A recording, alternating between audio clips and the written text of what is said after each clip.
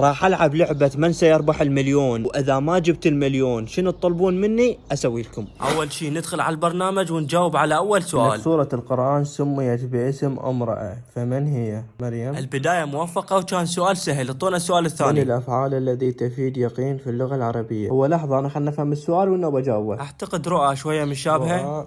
عمي قلت لكم انا نيوتن الثاني بس ما حصدقني. يقول لك كم يوم تزيد السنة الشمسية عن القمرية، يعني لعبت 11 يوم. كم نقطة المليون؟ يعني شو رادنا مثلا 6. والسؤال اللي ورا يقول تستخدم لتنظيف الاسنان. قبل ما نجاوب خلي لايك، يعني انت بمن تنظف اسنانك؟ طبعا بالفرشة. لحد الان ما راح اتعاقب. عدد آيات سورة الحديد 26 28 27 29. اللي قارئ قرآن اكيد راح يعرفها 29. ندوس التالي ونكمل. ماذا يسمى أولاد الضان والمعز؟ جاوبت على هذا السؤال بس طلع ما مصور وكان اختيار الجمهور. نروح للسؤال اللي ورا ويريد منا آيتين من القرآن اللي يحويان جميع الحروف من سورة عمران. انطيناه حذف اجابتين